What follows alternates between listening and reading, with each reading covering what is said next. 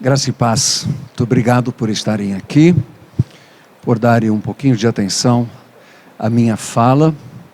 Desde já quero deixar aberto a qualquer hora um sinal de dedo para a gente compartilhar qualquer pergunta, qualquer dúvida. Façam isto, deve ser muito interativa a nossa fala, a nossa comunicação. Fiquem muito à vontade. Eu tinha 17 anos, me afligia uma pequena questão, hoje eu considero pequena, de sexualidade. Fui procurar o pastor Abraão, contei-lhe o que me afligia, e ele me escutou com atenção, abriu a Bíblia, e disse o que a Bíblia tinha a dizer sobre isto, orou, e me despediu dizendo, vá em paz. Foi bom, mas foi insuficiente. Aquele menino, aquele rapaz, queria encontrar o que ele não encontrou no pai dele. Queria um relacionamento, queria um encontro, queria um parceiro. E os problemas persistiram. Na verdade, o problema era apenas uma razão não consciente para procurar um relacionamento com um pastor de bem mais idade do que ele, à procura de um contato. Assim, quando aconselhamos, sempre há o discurso e aquilo que está atrás do discurso. E bem-aventurado aquele aconselhando que encontrar um conselheiro que souber escutar um pouquinho atrás do discurso, que conseguir ajudar ao aconselhando a aprofundar o seu discurso, para fazer desse discurso uma reflexão daquilo que está discursando. Aconselhamento é uma atividade que de alguma forma existe onde há pessoas. Isso é muito natural, querer compartilhar o que oprime. E assim procuramos pessoas que nos escutam. E quando estamos em comunidade, percebemos as pessoas que de alguma forma nos aparentam ser mais auditivas, atenciosas. E tem algumas que parecem mel para abelha, né? Todas as abelhas vão para lá. E facilmente elas se sobrecarregam.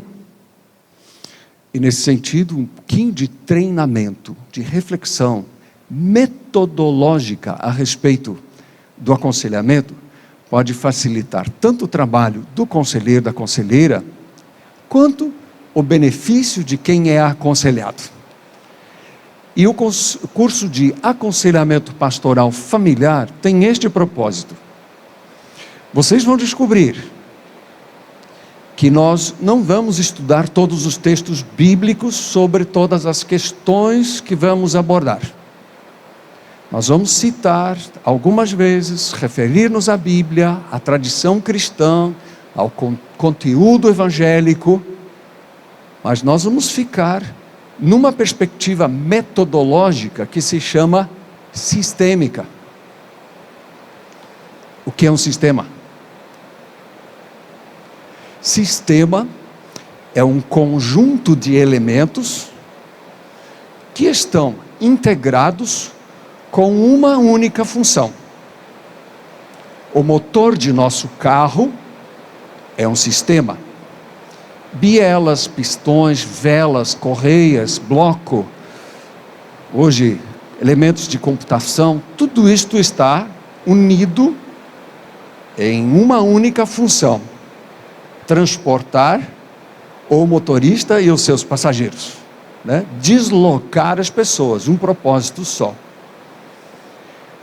Pensando assim, não é difícil perceber que compartilhamos nossa vida com muitos sistemas. Nossa família é um sistema, a nossa comunidade é um sistema, o local de trabalho é um sistema, e até quando vamos distrair jogando futebol, formamos sistemas. os próprios times, todos com uma mesma finalidade: jogar a bola dentro da trave do inimigo. E ali a gente corre atrás aquele couro de vaca cheio de vento, até ver quem é que mais jogou essa bola dentro da trave dos outros. Há uma finalidade conjunta. Os elementos precisam estar integrados. Se o pistão disser, não me mexo mais, nada deste motor se mexe. Ele tem que estar móvel, como todos os outros pistões e todas as outras peças. Nosso corpo é um sistema biológico, muito simplesmente falando, claro, tem outras estruturas, com uma finalidade de manutenção da vida, do bios. E quando uma destas peças falha, as outras padecem. Ainda continuamos vivos, até que se acerte um elemento vital: coração, cérebro, pulmão, pressão arterial, enfim, são sistemas. E nós vamos, neste curso, prestar muita atenção a estas questões metodológicas em várias áreas da vida no aconselhamento pastoral. Falando assim, pode parecer difícil para alguns, para quem este linguajar é desconhecido. Quero tranquilizá-los logo mais, com algumas considerações que na verdade não é tão difícil acompanhar. E vamos nos sentir realizados no final de 14 aulas a respeito deste assunto. O que você vê? Qual é a diferença entre chutar uma pedra e chutar um cachorro?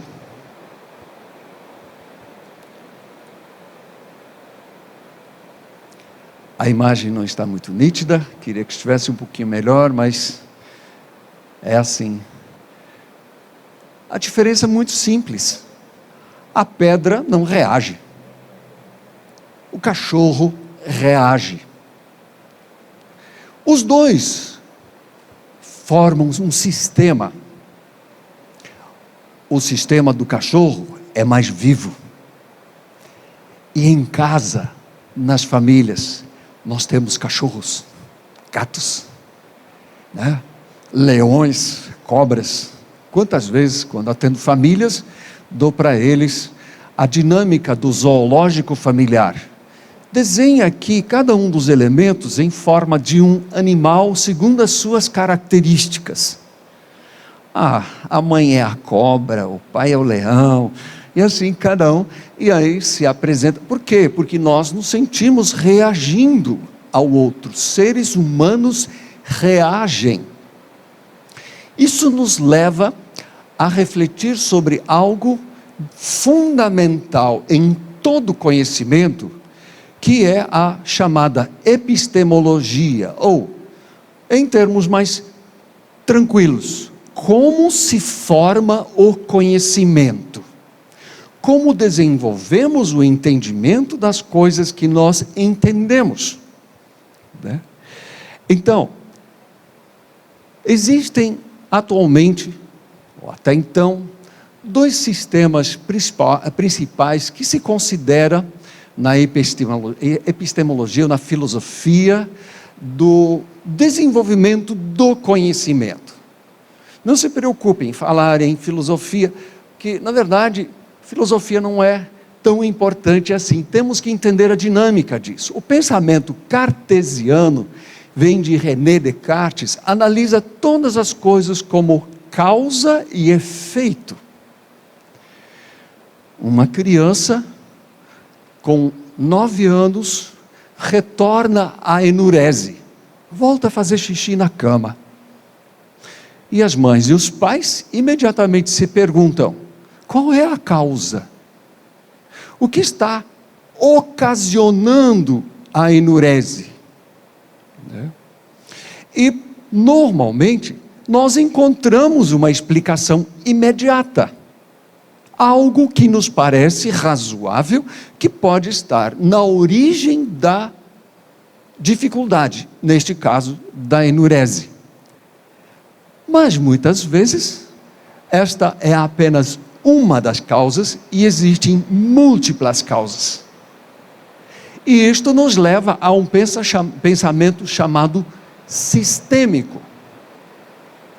Quer dizer, algo que acontece pode ter sido ocasionado por várias coisas ao mesmo tempo. Se assim não fosse, o acidente do carro de uma família, onde uma das pessoas falece, teria efeitos muito similares sobre todas as pessoas de modo igual. O que de fato não é assim. Cada um reage de um jeito diferente. Há uma reação específica, porque na mente e no coração das pessoas afetadas existem emoções diferenciadas, relacionadas a quem se foi, ao acidente que aconteceu, ao modo de enfrentar a vida. Existe uma série de causas. O pastor Abrão, que me atendeu, ele pensava numa única causa. Ele pensava na causa espiritual e de desobediência à palavra. Então um texto diz A, B e C, e você faz o contrário do que está escrito, então você sofre as consequências, ponto final. Mas não é tão simples assim.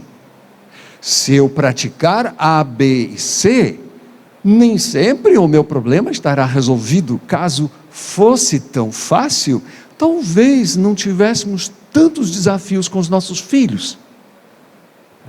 Existem várias causas e pais às vezes se veem assim, atordoados sem querer entender como é, porque há uma causa sistêmica. E aqui nós dizemos que o todo é maior, o todo, o integral é maior do que a soma das partes. Se eu tirar o meu braço, amputá-lo e deitá-lo aqui sobre este tablado, sobre esta mesa, o que eu terei aqui? Terei ossos, músculos, tendões, terei aqui o meu braço. Este braço aqui nesta mesa é a mesma coisa do que inserido no meu corpo? Não, olha, é tão simples entender. Qual a diferença do braço aqui ou inserido no meu corpo? A possibilidade das suas funções. Aqui ele está desprovido da energia necessária, da conexão com o cérebro para que ele funcione. Então, a energia não está nele, estão todos os elementos, todas as partes. Mas dentro do todo, ele é mais do que as partes. Este braço é a função do braço coordenado pelo corpo inteiro. E pensar família, relacionamentos nesta perspectiva, nos faz ir a pontos e a questões bem diferentes do que se a gente analisa causa e efeito de um modo muito simples. Mas esse negócio é bíblico? É uma pergunta que nós, como pietistas ou puritanos, né? Essas são as nossas origens anabatistas, né? Devemos nos fazer, porque a Bíblia é a base de nossa fé e prática. Então, eu não vou ler todos os textos, quero citar apenas Tiago. Tende por motivo de toda alegria o passardes por várias provações, sabendo que a provação da vossa fé, uma vez confirmada, produz perseverança. Ora, a perseverança deve ter ação completa, para que sejais perfeitos e íntegros, em nada deficientes. Este texto realmente não é pós-moderno. A pós-modernidade apregoa o hedonismo, o prazer, a satisfação, a superação de toda angústia e frustração. Não quero ter problemas. E aqui diz, tende por motivo de alegria o passardes por provações. Pode isso? Tiago não bate bem na cabeça, exceto que ele tenha percebido, os problemas podem nos transformar. Claro, eles podem nos transformar para a destruição, mas eles também podem nos transformar para a evolução, para o crescimento. E esta é a proposta que ele faz aqui. Tende por motivo de alegria, porque isto vai promovê-los. Eu não vou fazer a exegese desse texto, ele é muito fácil de ser entendido. Quando falamos de pensamento cartesiano, nós pensamos e refletimos assim, o que eu disse agora desenhado. A causa B, B causa C, C vai para D, e E é a causa de D. Muitas coisas que analisamos na vida, a gente entende assim, pronto e acabou. Especialmente aquelas que são das ciências físicas, das ciências exatas, podem ser tratadas desse jeito. Matemática, física, química, em geral a gente não falha com uma reflexão de causalidade única. Mas existem questões que têm causalidade múltipla. E pode ter sido promovido, causado por A, B, C e D. Mas um só elemento, uma só coisa, pode afetar várias outras. Né?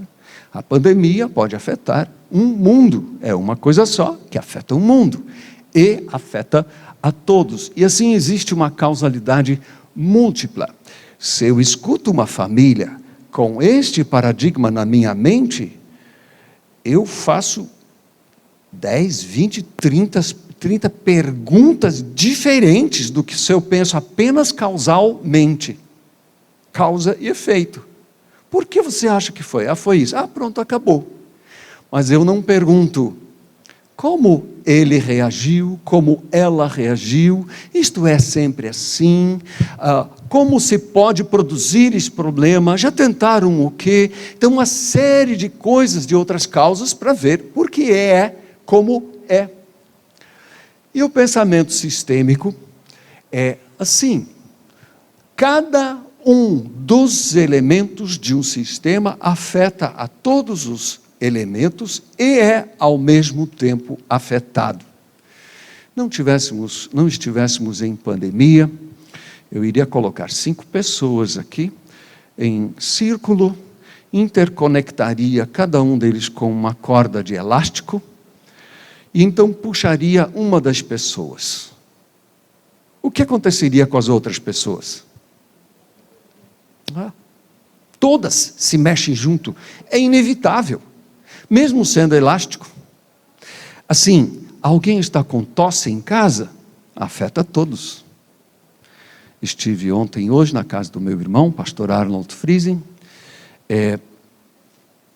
e ele me contou de uma ocasião em que a filha dele estava em São Paulo e perdeu por descuido o avião. Ora, era problema dela, adulta, de maior, tudo bem, mas ficaram afetados. É o poder das emoções. Vamos estudar isso um pouquinho melhor logo depois. Então, cada um desses elementos afeta todos. Por isto, eu não preciso me preocupar em tratar do maconheirinho que eu falei ontem, se eu tiver a família comigo. Eu ajudo a família a reagir diferente com ele. E ele, por conseguinte, mudará também. Quero contar uma história. Há muitos anos, uma irmã da Igreja Batista me procurou dizendo, meu filho de 16 anos, maconha.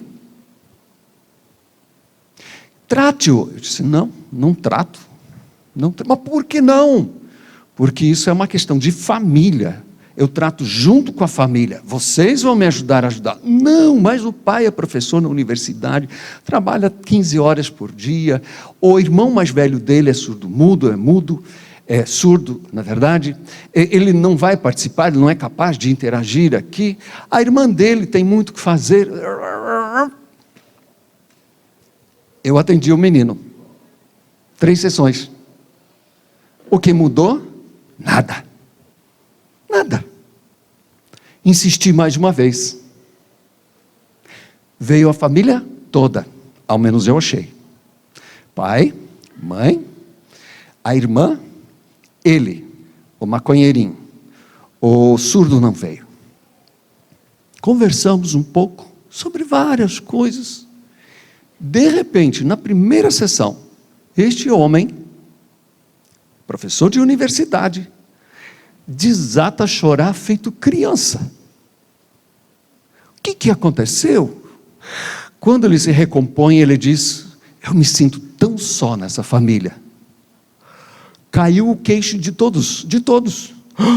Como assim? Você que está fora, você que está na faculdade, nós sempre estamos aqui, nós sempre te recebemos, gostamos de você aqui, e você se sente só? Ninguém entendeu. Foi censurado o homem. E aí, continuamos a conversa, tentando acolher a sua dor. Mandei-os para casa com tarefas, para que tivessem dinâmicas em conjunto. Voltaram para a segunda sessão, como família daí.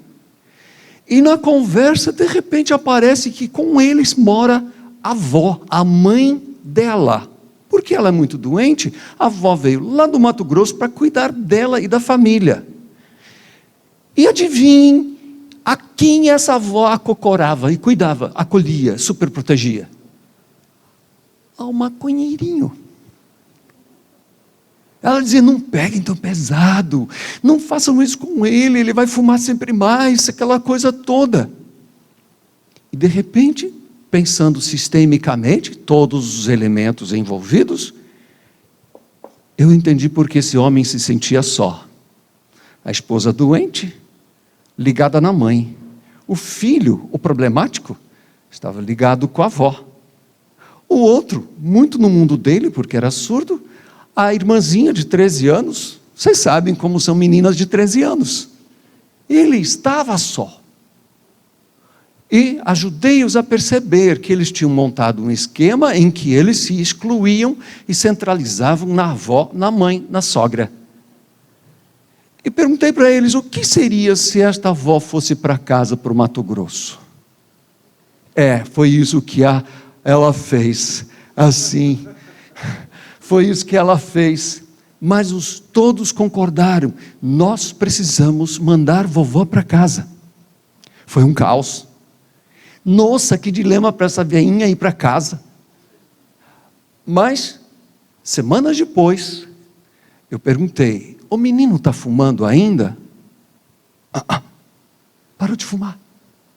Não que não volte a fumar por qualquer razão de novo, já fumou uma vez, vai fumar outra vez se ele quiser. Mas neste caso específico, o que a gente fez? Trabalhou com o menino? Não. Foi com a família que a gente trabalhou. Mas como é que eu vejo essas coisas? Não vê fácil não. Precisa começar a pensar desse jeito, tem que falar muito com a família, tem que ser bem xereta, perguntar, fazer as pessoas pensar, até estas conclusões chegarem. E vou dar os pequenos princípios hoje ainda, os outros eu dou lá no curso, que nos ajudam a entender, a partir da teoria, essas composições em que se sequestra uma família num certo padrão que é disfuncional. Quero exemplificar a família a partir de um sistema biológico que é a célula. Tente imaginar neste círculo a derme, a pele, como é o nome da pele da célula? Membrana, isto. Muito bom, você é um biólogo? Dentista, tinha que ser. Okay. Tudo bem. E essa membrana, ela se abre e se fecha, ela recebe elementos, ela põe elementos para fora, né? Tente imaginar que eu tenho um problema de rim, e meu corpo está inchando, porque a água não está sendo expelida, e essa célula aqui que eu estou enxergando, ela diz assim: não, xixi em mim, não, eu não quero essa água dentro de mim. Nenhuma célula epitelial faz isso, porque ela sabe, se ela não acolher um pouquinho da água, que o rim não expele, ela morre e morrem os outros também. Ela sabe disso, sabe biologicamente falando, né? Então, nesse sentido, ela distribui com as outras células o ônus de um rim disfuncional. Todas as células fazem isto e eu incho, dependendo do problema que for, incha todo o corpo. E assim, há informações que entram e que saem. Existe um espaço dentro da célula que se diferencia do fora da célula ou do extracelular. Família Silva está dentro deste círculo. Família Pereira está fora deste círculo, né?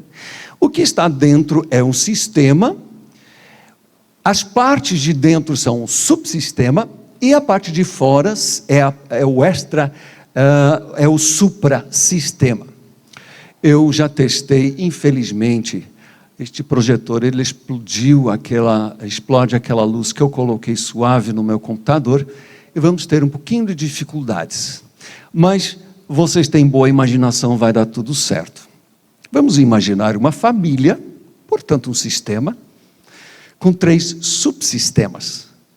Lá em cima, PM é pai e mãe. Eles estão numa relação com regras específicas. Por exemplo, o subsistema F1 e F2 não faz sexo com o subsistema P e M, porque são os irmãos, são os filhos. Isto seria incesto. Há regras diferentes para o subsistema fraterno do que para as regras do subsistema matrimonial. Nesta casa especificamente tem um terceiro subsistema, porque o vô e a avó já estão velhinhos e precisaram de acolhimento num dos cômodos da casa e trouxeram um cachorrinho junto.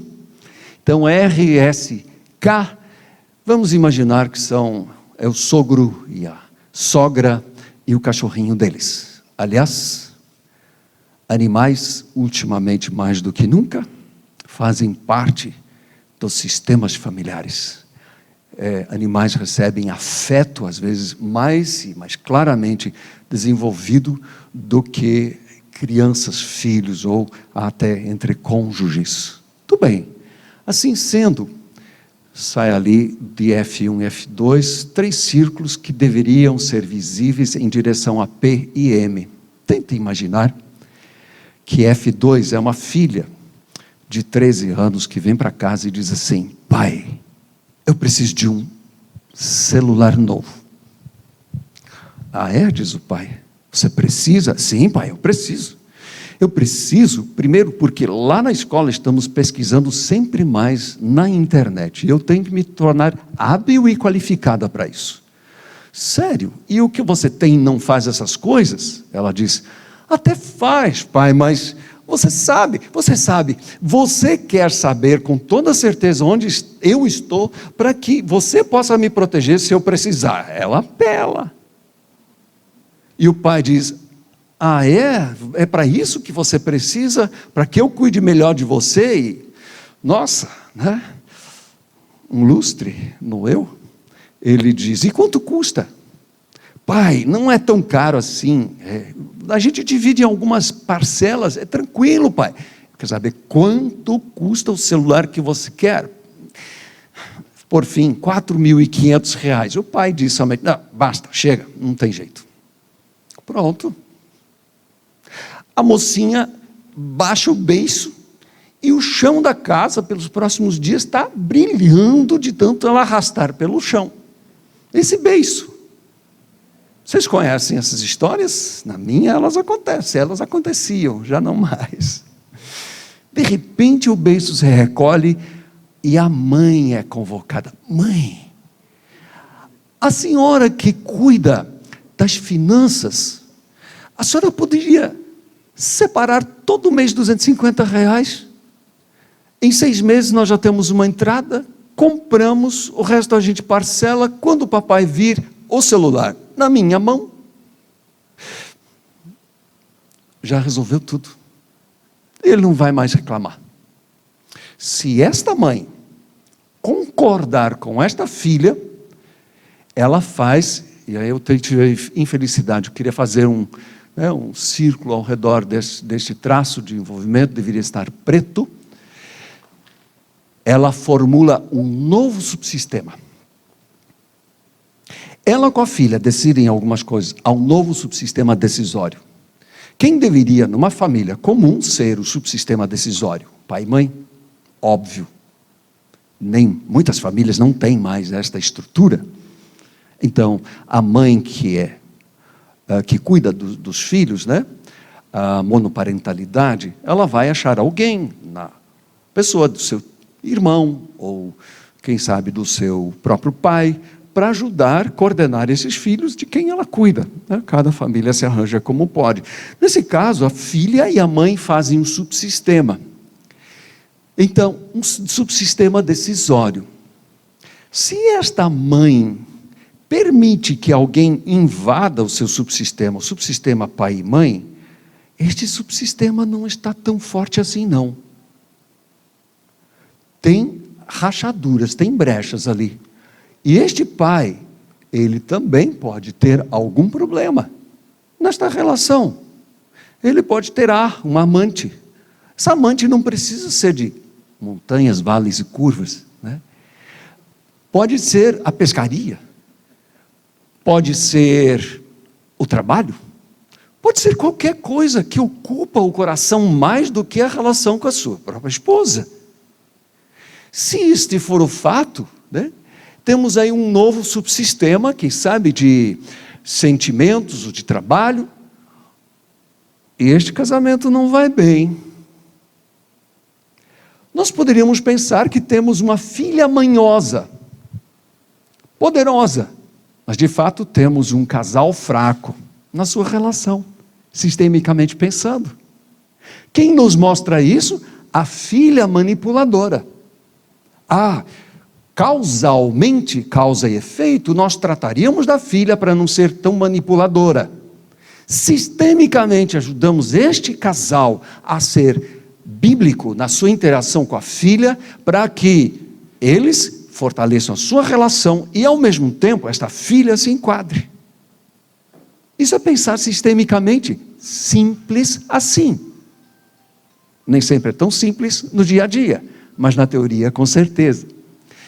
Esta senhora, né, que é do terceiro subsistema, ela tem pena de sua filha e diz: filha, teu marido trabalha tanto, você sofre tanto.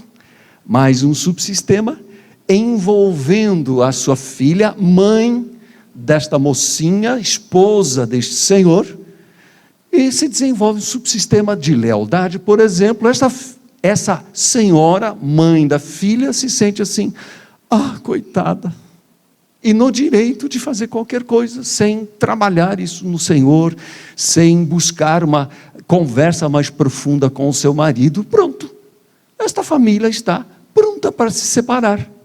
Não precisa muito mais do que isto. Qualquer coisa mais grave que acontece, a estrutura disfuncionalizou. Ela já está disfuncional, ela não vai bem, né? Analisamos assim rapidamente um sistema de um modo sistêmico. Estou falando sozinho? Sintam-se à vontade de perguntar, de participar. Eu não me importo, pelo contrário, eu gosto. Enquanto vocês estiverem prestando tanta atenção, eu continuo. A família que sofre. Na verdade, nós nos ocupamos com a dor das pessoas. A dor das pessoas é que faz com que elas procurem outras pessoas. Algo está desconfortável. Pode ser dor emocional, dor espiritual. Existem tantos desconfortos, tristezas, raiva, culpa, medo. E o conselheiro familiar, ele cuida da dor da família. A dor de um é a dor de todos. Nós já sabemos disto e Paulo já nos avisou disso também. A pessoa que os profissionais chamam de paciente, em algumas ocasiões de cliente, pode ser o chamado problema. Eu gosto de chamar de aconselhando essa pessoa que sofre. Ela manifesta seu sofrimento através de sintomas. Algo não vai bem. A menina, que aos 9 anos, retorna à enurese, xixi na cama, ela apresenta um sintoma. E um sintoma é sempre um sinal de que algo está desequilibrando ou disfuncionalizando. Todos os membros da família sentem esta dor de alguma maneira. O pai provavelmente vai dizer assim, deixa, isso vai passar, não leve tão a sério, coloque um plástico na cama, feito negócio. A mãe, que tem que limpar aquela cama, ou ajudar a sua filha, é mais preocupada emocionalmente, ela se envolve muito mais, ela sofre muito mais. O irmão, ele vai tirar um sarro, está fazendo xixi na cama e tal, aquela coisa, vira uma piada, né? Vai contar isso para as amigas, para os amigos, para chateá-la. Ele se empodera com o sofrimento dela, mas todos de alguma forma participam disto.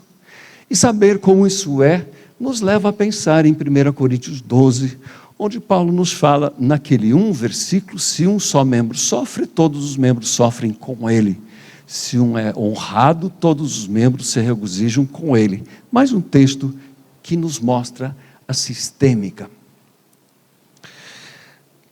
Os especialistas, dentre psiquiatras, psicólogos e médicos, que desenvolveram a ideia sistêmica aplicada ao aconselhamento e à psicologia, à psicoterapia, perceberam de que havia um elemento na família que de alguma forma encarnava o sofrimento da família. E que a família chamava essa pessoa de o problema, ou a dificuldade, ou cunhavam esta pessoa negativamente. E que nos consultórios de profissionais, isto era feito de modo igual. Este é o nosso problema. Como cristãos, nós somos fortemente afetados pelo Antigo Testamento, nós somos afetados no nosso modo de pensar por um modo mais pietista de ser, e nós julgamos tudo, certo ou errado, preto ou branco. Essa é a nossa tendência. Há uma economia cerebral atrás disso. Dizer que é preto, que é branco, pronto, acabou, eu não me ocupo mais. Pensar sistemicamente cansa a figura. Eu tenho que ter muita curiosidade para levantar novas informações. E assim, nesse sentido, ter um PI, um paciente identificado, um problema identificado, nas igrejas às vezes um pastor identificado, resolve por hora o nosso problema. Né? E então se investe em cima dessa pessoa. Vamos tratar do maconheirinho, uma pessoa que está deprimida, a pessoa que compra compulsivamente, outra pessoa que não consegue parar de mentir, né? Outra que rouba, que então se chama cleptomania, para os ricos ao menos, né? Para os pobres é ladroagem mesmo, né? Assim, é o paciente identificado, que a família vai chamar de enfermo, ou tem os seus nomes, e vocês todos sabem disso, eu não preciso repetir, estarei chovendo no molhado, que quando alguém recebe uma alcunha, é difícil ver-se livre dela, mesmo que se queira. Sou da comunidade menonita, lá do Paraná, trabalhei no colégio Erasto Gärtner, que é dos menonitas, e vivenciei várias vezes a situação. Esse? Sim, ele é neto de fulano de tal. O que o pirralho tem a ver com o que o avô fez? Mas, na cultura das pessoas, há um processo de economia cerebral, assim no sentido, eu me esforço menos, o problema dele está explicado lá, pronto, acabou, esse aí não tem jeito. Eu não preciso me esforçar. Né? Vejam a falta de amor que a gente muitas vezes cultiva ao alcunhar, ao preconceituar alguém, ao colocar um rótulo na testa. Né? Em aconselhamento precisamos prestar muita atenção para não jogar um diagnóstico sobre as pessoas de cara e dizer, é isso, é esquizofrenia. Né? Até o gesto já sai de mim. Né? Sara, não é isso. Sai de mim. Às vezes eu brinco inadequadamente, vocês vão me perdoar. A febre, ela é um sinal. Da mesma forma, um problema é um sinal. A função, toda dor tem uma função. Eu gosto daquele livro de Philip Yancey, junto com um médico especialista em lepra, chamado Paul Brandt. Eles dizem que a pessoa não perde os seus dedos, porque a bactéria da lepra come os dedos. A pessoa perde os seus dedos, ponta da orelha, do nariz, o que estiver à proeminência, porque ela não sente mais dor. E quando ela não sente dor, ela faz qualquer coisa que a lesa e ela vai se machucando. As partes lesadas vão se inflamando e ela começa a deteriorar nesse sentido. Ela não é comida por bactérias. Então a dor é necessária?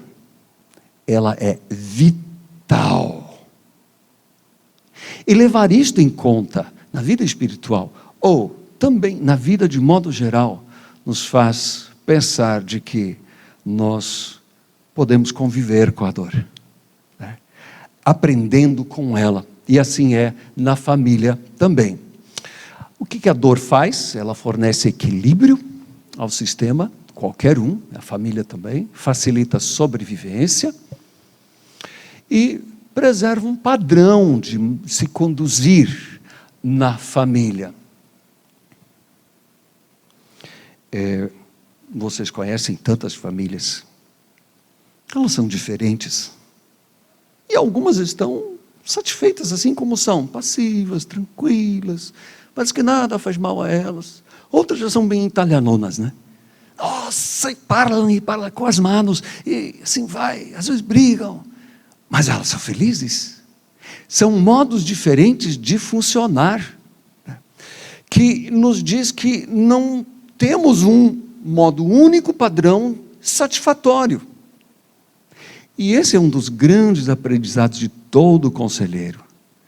Não é o meu jeito de ser e de viver que resolve o jeito de ser e viver do outro. Eu preciso descobrir qual é o jeito de ser e viver do outro, nessa perspectiva, sabendo para que servem os sintomas.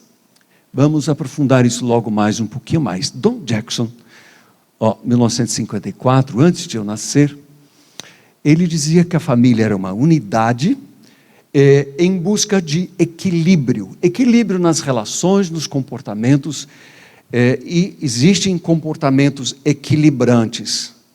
O que é equilíbrio? Equilíbrio é quando todas as partes de um sistema, de alguma forma, estão satisfeitos, alimentados, né? Cada um tem o que precisa para poder viver. Ao mesmo tempo, a unidade familiar demanda flexibilidade relacional. Algumas famílias são mais abertas. Algumas famílias não permitem que os filhos tragam amigos para casa. Uma família fechada. Outras famílias já parece que é a casa da mãe Joana, né? Assim, muitas pessoas aparecem, entram e saem, um sistema mais aberto. Algum sistema melhor do que o outro? Não. Depende do equilíbrio de cada sistema. Cada um pode encontrar isto. Tem uma coisa que nos forma desde que nascemos. É a necessidade de apego e de independência. Nasceu faz 9 meses a Thalita, a última neta de 5, e ela já quer ter independência. Ela faz todo esforço para vivenciar as suas coisas à parte, sempre que possível. Mas assim que ela se assusta, ela retorna à mãe. Então ela está sempre dentro desta díade, apego e independência, apego e dependência. O Christopher, com 5 anos, como é difícil cuidar dele. Ele já não precisa mais de tanto apego. E a gente tem que estar de olho, porque ele não sabe o que ele faz, né? Então ele já tem excesso de liberdade. Quando observamos as nossas vidas nesse sentido de apego e independência, esta é a disputa entre todas as relações para manter o sistema equilibrado. Homens gostariam de jogar um futebol, gostariam de pescar. Mulheres, às vezes, gostariam de tomar um chá com as suas amigas, sei lá o quê, mas depois gostariam de estar junto. E alguns gostam mais de estar junto do que outros. Em geral, as mulheres gostam mais de afeto e relação do que os homens. Os homens, estar junto rapidamente, depois se distanciar de novo, para muitos homens não é difícil. As mulheres não, elas precisam de constância, elas foram feitas assim. E aí surgem os campos tensionais na relação. Além disto, há uma apresentação nas formas de comunicação de padrões comportamentais, que são repetitivos, circulares e previsíveis. Meu pai, filho de uma família de pastores, era a ovelha negra da casa. Ele era o PI. Ele aprontou todas para minha avó, que ele podia. E isso ele trouxe para dentro da nova família que ele constituiu. Então, quando alguma coisa acontecia que o contrariava, papai era capaz de ficar em silêncio, sem uma única palavra, por 2 semanas. Não sei se você já vivenciou isto, mas eu lembro com muita nitidez, andar pela casa era gelado e como se o ar fosse denso. Não era possível se mexer. Éramos em 6 filhos, os 8 sentados ao redor da mesa para uma refeição, um silêncio que a gente ouvia a mosca passar e o bater dos talheres no prato. E este foi o padrão dele por décadas. Marcou todos nós. Está resolvido, nós conversamos sobre isto. Quando há 10 anos ele fez Alzheimer, esta parte dura, gélida dele mudou. Mudou, se tornou afetivo, emocional, sentimental. E às vezes dizemos assim, este é o pai que nós queríamos com Alzheimer. Porque ele era mais acessível, né? Era um padrão. Toda família tem o seu padrão. Quem vê no final do dia se a tua casa está fechada e segura, camiseta amarela? Quem vê na tua casa? Quem é? É ela. Ok, esse é o padrão. Na tua casa, quem é que vê? É ela. Temos mulheres poderosas na tua linha. Você, graças a Deus. Sim. Muda o padrão. O dia que você não olhar, azarou. Vai. Porque o padrão foi quebrado. Se o padrão é funcional, uau, vai bem. Mas se ele for de algo que não é funcional, como o silêncio do meu pai, uma família sofre, né? Uma família padece. Por isto, quando uma família está em tensão constante, um dos elementos em geral, assume uma tensão especial para manifestar que a família está doente.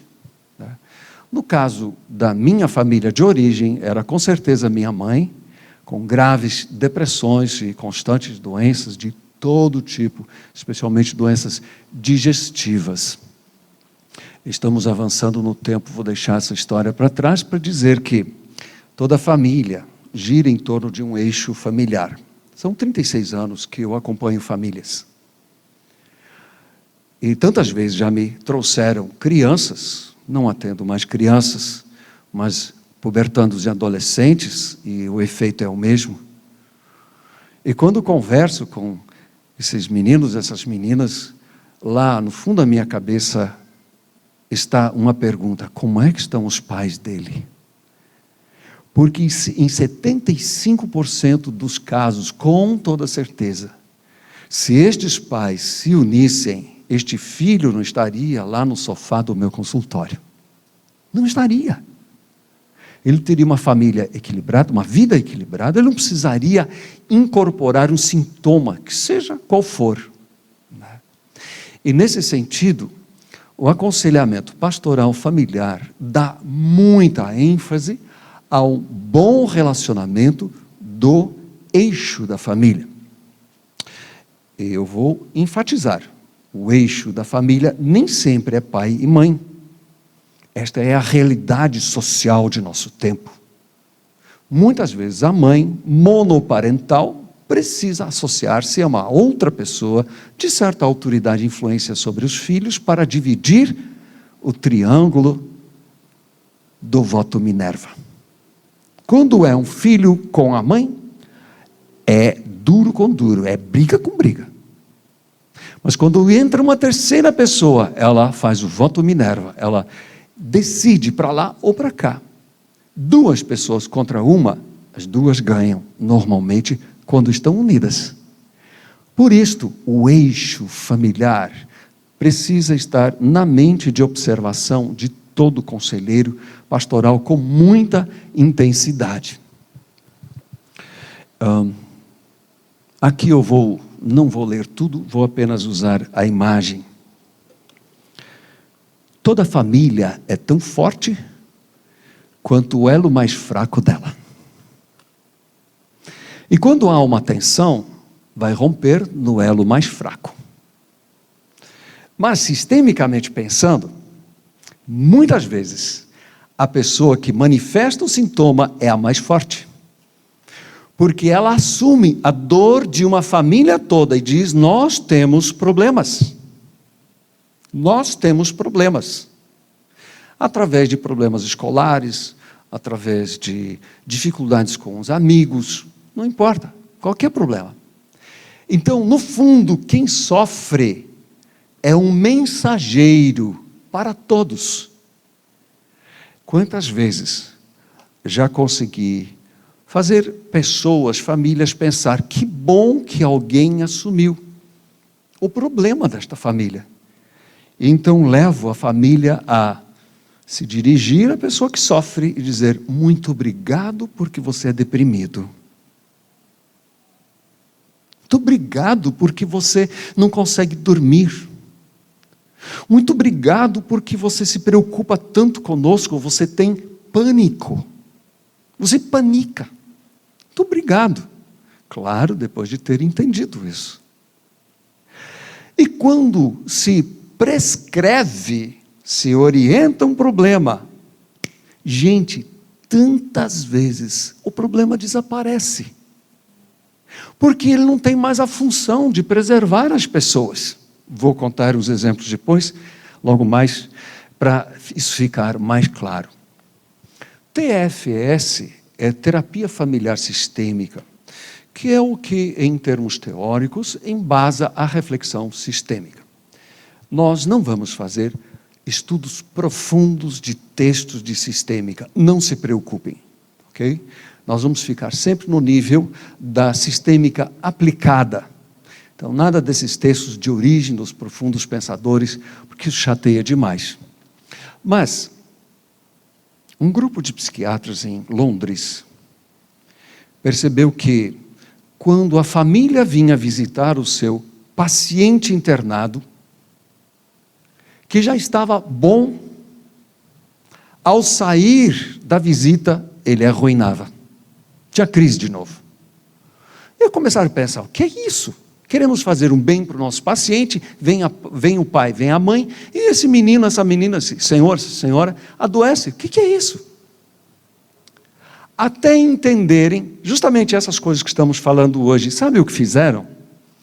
Internavam as famílias inteiras. Enquanto houve um projeto de pesquisa, internavam famílias inteiras, porque não dá para internar famílias inteiras, uma questão óbvia de sobrevivência, de funcionalidade, não é? Além disso, dos custos, não tem como. Mas, com a família inteira internada, o doente, entre aspas, sarava mais rápido e todos saíam aprendendo a lidar mais com ele. Não reagiam negativamente inadequadamente ao chamado doente. Psiquiatras começaram a pensar sistemicamente desse jeito. E aquilo foi adiante até alcançar as confluências do aconselhamento pastoral. Assim, terapia familiar sistêmica, para nós não é o mais importante aqui, enquanto esta capacitação é apenas um instrumento. Talvez haja uma preocupação assim, mas isto não interfere na pregação do Evangelho? O Evangelho é pregação de moral, de ética. Quando a gente estuda, não sei o quanto vocês conhecem a psicanálise, né, orientada por Sigmund Freud, lá do início do século passado, nós temos efeitos morais desastrosos desta teoria, que liberaliza a sexualidade. Aquilo ficou muito expressivo nos anos 60, através de Woodstock e através dos hippies, né? Acho que os jovens nem sabem mais do que eu estou falando, porque houve toda uma tendência. Não, quem reprime seus impulsos sexuais adoece. Quem os libera, fica bem. Isso realmente não acontece, é o contrário. Há que ter um equilíbrio quanto à libido, quanto à expressão sexual. Enfim, a visão sistêmica, ela não pretende inculcar valores. Comecei a trabalhar em 85. Desculpe, vocês vão saber qual é a minha idade. Faz um bom tempo. Eu utilizava várias escolas, eu não gostava do que acontecia. Atendi muitas pessoas, insatisfeito eu mesmo pelo que eu fazia, o resultado. Até encontrar uma especialização na visão sistêmica. E de repente eu percebi que com famílias cristãs, na visão sistêmica, eu podia falar inclusive do Evangelho. Não tinha problema. Teoricamente não tem problemas. Não afeto a ética do atendimento quando a família me permite isto. E aí começou a ficar claro que poderia ser um instrumento do aconselhamento pastoral. E desde então eu venho estudando isso, justamente com essa finalidade de passar essa ideia de como utilizar esta metodologia sem perder o valor e a ética do Evangelho. E agora eu gostaria de aplicar isto de um modo prático, através de algumas histórias, só duas. Há muitos anos, fui procurado por uma senhora que vinha do interior, 250 quilômetros, distante de Curitiba. Havia sido internada por 3 meses por depressão. E havia uma recomendação de que tivesse psicoterapia. Não lembro por que circunstâncias me procuraram. E já na primeira consulta ficou muito claro que ela era muito mal casada. Um casamento assim... A comunicação era a mais deficiente que vocês podem imaginar entre os dois. Então chamei este marido para a segunda sessão. E de fato, conversar com esses dois era gerar um caos geral. Era impossível haver algum tipo de entendimento. E eles perceberam isto e disseram, vamos tentar melhorar a nossa comunicação. E trabalhamos sério nisso, por meses, sem resultados.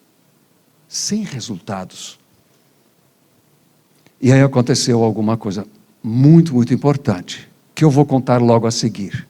Eu preciso fundamentar esta história. Quem eram os dois? Ele era um moço simples, trabalhava numa concessionária em sua cidade.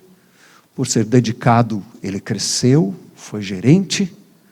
E ela vinha do interior de uma família realmente pobre, querendo finalmente sair do sufoco da falta das coisas, como zeladora. Os dois se encontraram nos corredores daquela concessionária, se encantaram um com o outro e decidiram casar. Casando, começou o problema. Ela, que vinha de um ambiente familiar muito pobre, queria finalmente viver. Imagine, para essa mocinha lá do interior, casada com o gerente de uma concessionária. E ela fez tudo por demandar seu espaço, de acordo com as suas fantasias. E ele não soube lidar com isto. Era demais para ele. Ele não sabia como satisfazer esta mulher. Ela queria muito. E ele deu um jeito. Ele saiu da empresa, contratou outro emprego, numa fazenda a 100 quilômetros de casa. Seguro, né? Contra pessoas que manipulam, distante da sua esposa. 100 quilômetros. Sábado à tarde ele voltava, domingo ao meio-dia ele já sentia a necessidade de ir embora, porque os bois, tenho que cuidar dos bois. E ele ia. E assim foi a vida deles. Esta senhora começou a deprimir. E estamos lembrados, sistemicamente, nós entendemos que quando há um sintoma, isto é um sinal. Mas ele não percebeu isso. Ele deu dinheiro para que ela se tratasse, psiquiatra, remédios caros, internamentos. Uma outra ocasião em que ela deu um sinal, foi lá na praça da cidade, um senhor abordou com um bilhete de loteria e disse: senhora, olha esse bilhete, ganhei tanto, mas o meu ônibus ali está aí para ir embora, para Ponta Grossa. Não dá para cobrar, olha, a lotérica está aqui, a senhora não quer comprar esse bilhete? Sim, mas quanto que eu vou te pagar? Não, a senhora me dá o que a senhora tiver aí, porque a senhora vai ganhar isso. E ela se sentiu assim: puxa vida, a minha agência de banco está aqui, eu tenho... Na época era um carro popular na conta. Ela foi lá, tirou, deu para ele. Vocês podem imaginar quanto esse homem conversou com a sua mulher depois disso? Para que serviu esse lapso de juízo dessa mulher? Qual a função desse sintoma? Era fazer ele falar. Para que ele pudesse falar, ela precisava pagar esse preço. E assim, depois de alguns meses de tratamento casal, um dia, entrando na sala de espera, está lá um menino de quase 18 anos, rapaz do meio. A gente já tinha falado dele, dos outros 2 filhos também. Me apresentam ele, eu digo: vamos entrar? Não, hoje é ele. Tem mais gente na sala.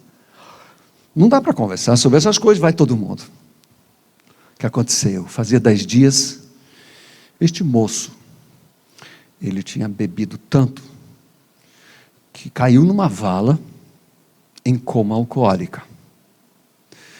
Não tivesse sido visto por alguém e tirado de lá, ele estaria morto. Bom, tínhamos um problema, né? Na análise causal, ele bebe, ele tem que parar de beber. Causa e efeito, tem que parar de beber. Na análise sistêmica, isso não é suficiente, e todos nós sabemos que quem bebe desmedidamente, não basta querer parar de beber para parar de beber. Tem que acontecer alguma coisa a mais.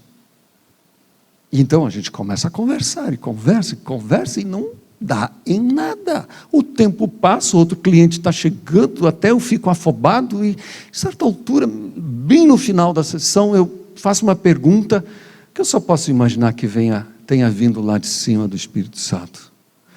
Pergunto para esse rapaz assim, prestem bem atenção: moço, o que você acha que seria diferente na família de vocês se você não bebesse? Ele abaixa aquele olhar mais uma vez, e eu penso assim: mais uma pergunta para as paredes. Mas não, desta vez ele levanta o rosto e faz um gesto assim e diz: estes 2 não teriam o que conversar decentemente. Se eu não bebesse, estes 2 não teriam o que conversar decentemente. Quer dizer, inconscientemente, Ele bebia para dar uma oportunidade aos pais de terem um motivo para poderem conversar com qualidade. Gente, aquilo caiu no meio daquela sala como uma granada. Era tempo de parar, nós paramos, eles foram embora, nunca mais voltaram. Eu fiquei preocupado. E liguei. E era ela que estava lá, ao telefone. Ah, doutor, ia ligar mesmo. Aquelas coisas.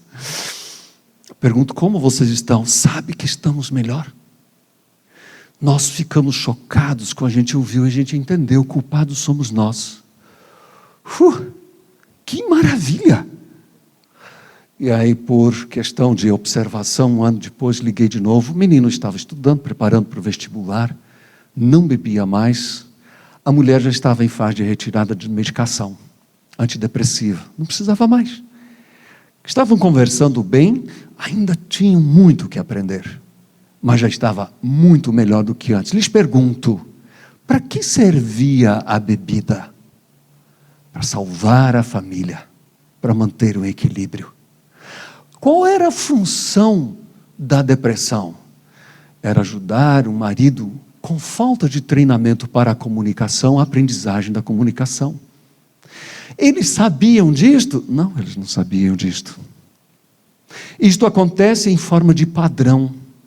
E teria acontecido assim até um dos da família morrer, alguma coisa grave acontecer, um divórcio. Permaneceria assim se não tivessem buscado ajuda e de repente descoberto alguma coisa. Uma outra história que eu gosto muito de lembrar é dessa senhora que tinha alergia de mamãe, 27 anos, solteira,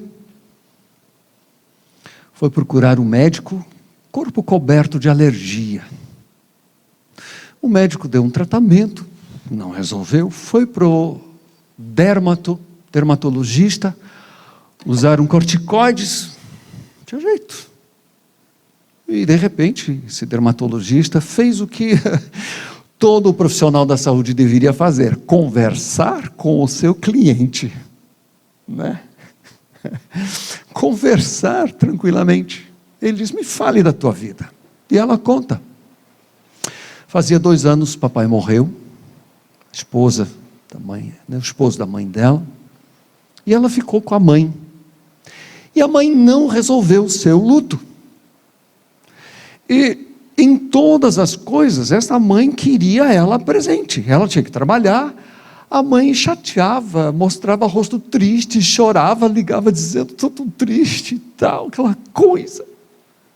Quando chegava, a mamãe já estava à porta. Quando saía, a mamãe estava à porta. De manhã, quando acordava, a mamãe já tinha feito café, já tinha passado doce no pão e tal. Enquanto ela comia, a mamãe sentava para olhar para ela e tentar conversar um pouquinho. Enquanto ela ia para o banheiro, para fazer, fosse 1, fosse 2, mamãe estava lá. E essa senhora jovem, ela disse, eu não aguento mais, assim, com as mãos. Como se estivesse limpando de alguma coisa. E esse dermato deu um clique na cabeça. Ah, você tem alergia de mamãe. Então investigou um pouquinho a história. Eles eram membros de igreja. A mamãe, desde a morte do marido, não ia mais para a igreja. União de senhoras, nada. Ele insistiu, procure um terapeuta. E saiam disso, essa senhora precisa retomar a vida. E assim fizeram. Demorou algumas semanas a mais, essa senhora reencontrou suas irmãs na igreja, se envolveu num grupo de ação social, várias outras coisas, liberou sua filha e lhes pergunto, o que foi feito da alergia? Não diminuiu, desapareceu. A alergia de mamãe. Efeito sistêmico. Para que alergia? Para dizer, não aguento mais. Está me coçando a pele, você está perto demais. Comece a pensar a vida de vocês nessa perspectiva. É impressionante que a gente descobre. Para que as coisas são como são, não porque são como são. Em geral, nós nos perguntamos por que isso é assim e tentamos encontrar uma causa. Quando perguntamos para que existe alguma coisa, nós nos perguntamos qual a função disto. E aí a gente produz novas ideias e novas soluções. Isso é biblicamente sistêmico? Pelo nosso tempo avançado, eu vou deixar o estudo da genealogia de Isaac e Rebeca de lado. Este é o nosso curso em vista. São 14 disciplinas: introdução, história, terapia familiar e aconselhamento pastoral familiar, ministrado por minha pessoa, cuidados aos cuidadores. Conselheiros se envolvem com os seus aconselhandos e frequentemente sofrem junto. Minha família tem me dito de que no decorrer dos anos do trabalho eu mudei. E a dor dos outros, de fato, muda a gente, transforma a gente. Roseli Kunrich de Oliveira, de Porto Alegre, ela é crente, psicóloga, mestre da Escola Superior de Teologia em São Leopoldo e trabalha com pastores há muitos anos. A pesquisa dela é de cuidado a quem cuida de outras pessoas. Ela vai falar conosco um dia inteiro sobre este assunto. As principais escolas têm várias abordagens sistêmicas, é um pouquinho teórico, mas a gente coloca muita prática no meio, ministrado por minha pessoa. Ciclo vital da família. Uma família com filhos pequenos tem estressores diferentes do que família com filhos que já estão casando. As tarefas das partes do sistema são diferentes em cada uma dessas épocas. E estudar a família, desde a sua constituição até a sua destituição pela morte, nos dá uma antevisão do que as pessoas trazem quando comparecem ao nosso gabinete pastoral. Em que fase da vida está essa família? Estão na fase dos adolescentes. Bom, quem teve adolescentes, tal, já tem uma série de ideias e assim pode analisar a família de um modo mais claro. Ciclo vital, separação, divórcio, recasamento, é uma realidade na igreja, como falei ontem, na sociedade muito forte.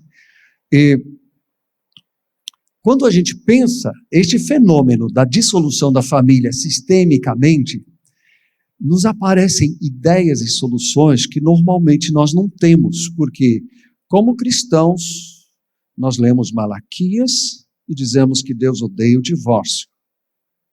E não sabemos ir muito além disto. Lemos o texto de Paulo sobre quem casa com o adúltero, a adúltera, comete adultério. Então, estas prescrições, elas regem o nosso pensar. Quando pensamos o que acontece dentro do sistema todo quando ele entra em separação ou quando ele está em divórcio, a gente de repente descobre novas ideias de como ajudar uma família, frequentemente até de se reconstituir na origem, ou quando já é uma família recasada, ajudá-los a viver melhor. Famílias recasadas normalmente são assim: teus filhos brigam com os meus filhos por causa dos nossos filhos. É uma sobreposição de 3 sistemas, né? O ex dela e o ex dele, a ex dele, fazem parte disso. Embora que haja separação, divórcio, o outro, enquanto vivo, interfere. Não tem como evitar isto. E o que era ruim se torna pior. O que não era fácil se torna mais complexo. 5, 6, pais e filhos. Kitty Kurzawa, ela é de Florianópolis, originária da Igreja Batista, mestre pela Universidade Estadual de Santa Catarina, como ela se chama, lá de Florianópolis. trabalha com sistêmica a vida inteira, faz um excelente trabalho. Depois, aconselhamento a casais e recursos sistêmicos. Então, trabalhar casais com diversos recursos que a sistêmica nos oferece, né, juntando com aconselhamento pastoral, minha tarefa, pré-matrimonial. Pré-matrimonial. Clarice Ebert. Clarice Ebert despertou mais tarde na vida. Já tinha mais de 40 anos quando estudou psicologia. Se especializou em sistêmica. Esposa de pastor. Talvez vocês conheçam esta família. Cláudio Ebert foi pastor aqui em Blumenau, né? A esposa dele está tendo uma visibilidade tremenda em Curitiba, através de vários jornais seculares, com textos tipo Lia Luft, Cora Coralina, assim, fenomenal. Estamos todos muito felizes. Ela faz parte do nosso corpo docente pré-matrimonial. Fofá, que é família de origem, família atual do conselheiro. Não tem aula. Aqui nesta disciplina nós vamos fazer a análise de nossa própria família através de um recurso que é o genograma. Vamos desenhar o genograma de 3 ou 4 gerações de nossa própria família. E depois vamos apresentar publicamente nosso genograma e vamos analisar nosso genograma para nos conhecer um pouquinho melhor. Ok? FOFAC. Metodologia científica é uma disciplina necessária para os que vão fazer pós-graduação. Os que quiserem o diploma da Unifil, Universidade Filadélfia de Londrina, credenciado pelo MEC. Quem fizer apenas capacitação está dispensado desta disciplina, inclusive do ônus, não vai precisar pagar esta disciplina. Então, quem faz capacitação tem uma mensalidade a menos a pagar. Não faz sentido fazer um estudo tão metodológico se não vai aplicar, né? Então, nós dispensamos as pessoas da capacitação. Perdas, luto e morte afeta a família. Vejam o presidente Getúlio, né, do Sigmar Wiese, a família dele, meu conhecido, meu amigo. Esta família vai ter essas marcas por muito tempo. E enquanto estas marcas persistirem, os sistemas que ainda estão vivos serão testados com muito estresse.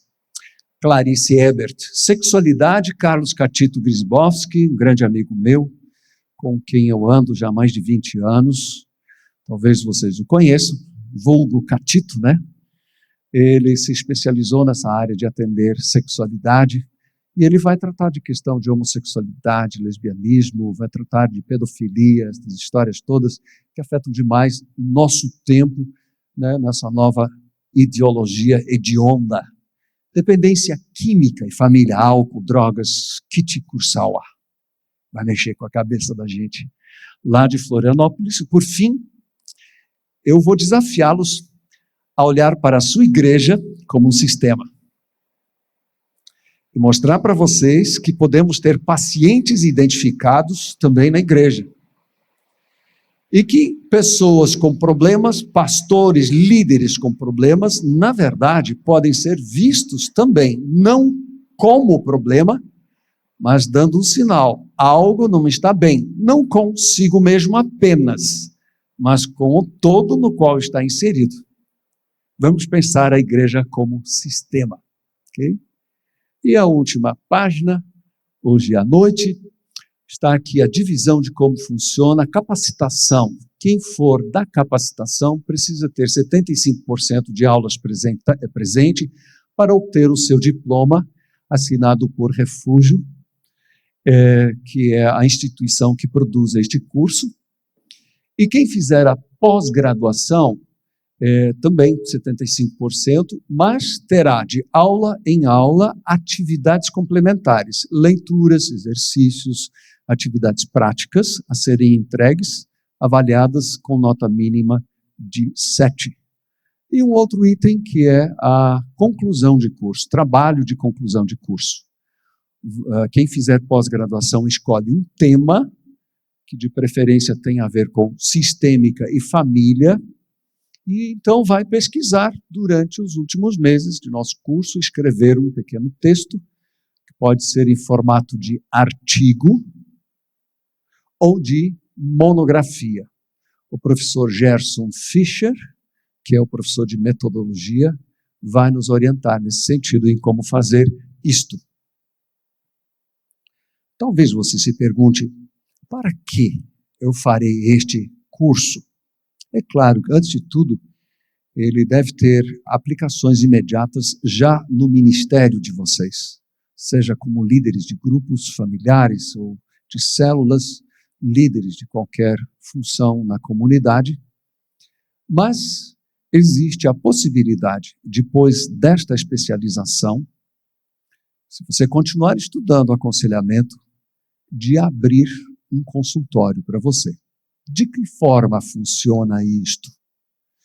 Você descobre, eu não sei aqui em Blumenau, como se chama este sindicato, mas nas cidades maiores como Blumenau, tem um sindicato que congrega e representa junto às prefeituras, chamados terapeutas. Em Curitiba se chama Sintalpar, Sindicato de Terapeutas Alternativos e Holísticos do Paraná. Alternativos e holísticos, você já sabe, entra cada coisa ali que é um horror, né? Florais de Bach, cromoterapia, terapia com pirâmides, essa bobageada toda. Né?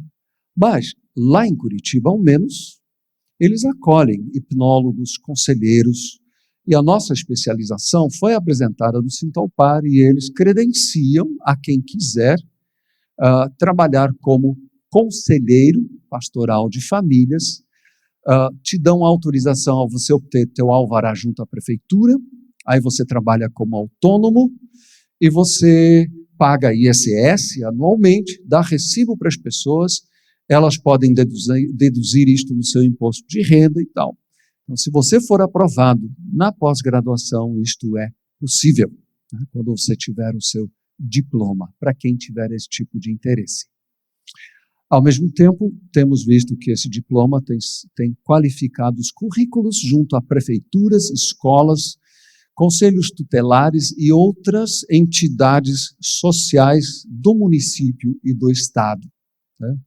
Ontem alguém aqui me perguntou se dava para mudar o nome tirando o termo pastoral desse título. Não vamos fazer isto, não seria justo, mas temos percebido de que para a maioria das prefeituras, das instituições, isto não é mais tão importante. Nós já vivemos num mundo em que a interreligiosidade, né, as várias religiões, não atrapalham mais tanto quando se oferece um título destes.